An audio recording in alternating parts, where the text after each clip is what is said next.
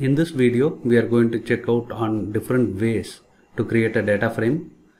We are going to basically create a data frame by reading a CSV file, by reading a Excel file, and also we are going to create a data frame using dictionary as input and using the list of tuples as input, and we are also going to try and create a data frame by using a list of dictionaries as input.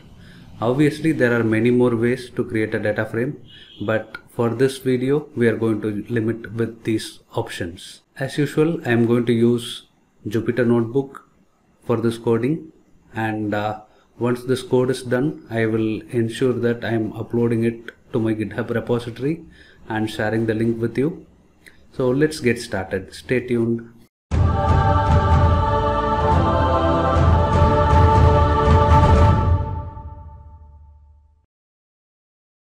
In this folder, I have created two files.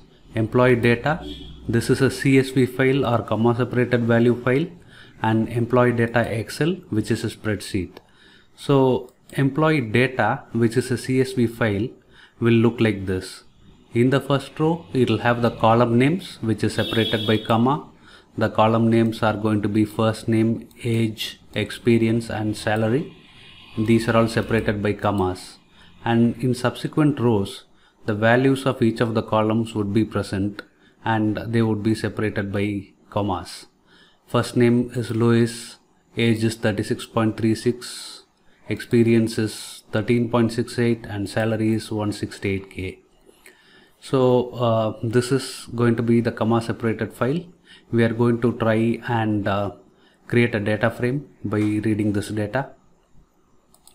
I am importing pandas as PD, and here I am going to use the function read_CSV, and I need to give the path of the CSV file where it is stored. So I am just going to copy this path here, and then I am going to use the same path. And in Python or in pandas, actually the file's path should be in internet style. So instead of backslash, I should change everything to /, and then at the end I am going to give the file name employeedata.csv, and I am going to use pd.read_CSV function to read the values from the CSV, and I am going to store it in a variable df. Once it is stored, I am typing the value just to ensure that the data has been read properly. I am executing these lines of code. In order to do that, I am just using the shortcut key Shift plus Enter. So here I am able to see that the data has been read. It has the column names, first name, age, experience, and salary, and it has the values for each of these mentioned in different rows, and we can see that these rows has been automatically indexed starting from 0 through 3. So our data frame has now been created successfully, and I am going to try out the next way. Now I am going to copy the same piece of code, and I am going to create the data frame by reading the Excel. So here I am going to use the function read_Excel, and then I am going to give the file name, which is employee data excel.xls. So I am just correcting the file name here, and then I am just changing the variable name to df_excel, and when I run this piece of code, the data frame has been successfully created. I am able to see the value from the data frame, and it is stored in df_excel. The next way is we are going to try and create the data frame with dictionary as input. So here I have created the dictionary, and I have given the same values that we have seen earlier. It is going to have the first name, and for the first name it is going to have the values Louis, Brenda, Diane, and Benjamin, and for the age this is going to have the age values, same for experience and salary. So this is the format for Python dictionary, and I'm going to just store this in a variable emp_dict. Now I'm going to use this emp_dict dictionary, and I'm going to create a data frame.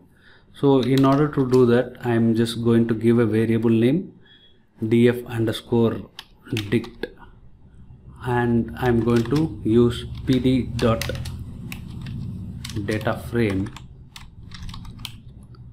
and here I'm going to give the value emp_dict, and in the next line I am just printing out df_dict.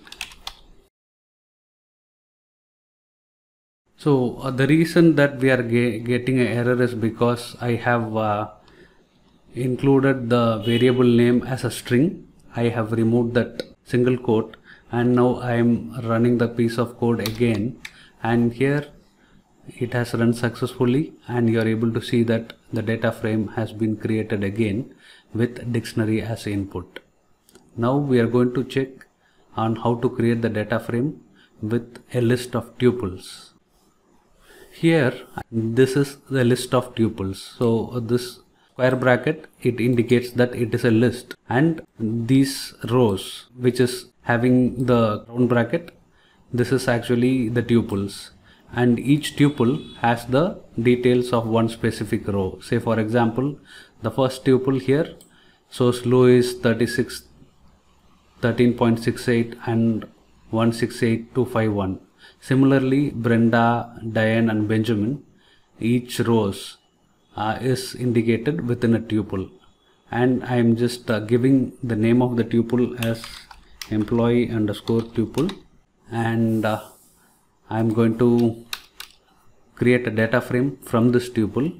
So I am going to give it a name as df_tuple, and then I am going to use pd.dataframe, and in that I am going to give employee_tuple as input or parameter. Just to ensure that df_tuple has been created successfully, I am displaying the value, and I am just running this piece of code. Now you can see that the data frame has been successfully created with tuple as input. Next, we are going to create the data frame with a list of dictionaries as input. Here I have created a list of dictionaries. The square bracket indicates that it is a list, and then this curly braces indicates that it's a dictionary. So within the list there are different dictionaries, and each dictionary indicates the column names and the corresponding values for each rows. So here again, similar to tuples, you can see that the column name is there and the corresponding value is there, but it is present in the dictionary format. I am going to assign this dictionary value to this variable, and then I am just creating another variable df_dict, and I am going to use pd.dataframe, and I am going to give this emp_dict as parameter. So now a data frame would be created with the name df_dict, and it will have the values from the list of dictionaries which is named as emp_dict. I am displaying the df_dict data frame, and I am running this piece of code. Here you can see that the data frame has been created successfully, and it has been created with the input from the list of dictionaries. So I will save this code in my GitHub repository, and I will include the link in the description of the video. Hope you like this video. For more such videos, please subscribe to my channel. Thank you very much.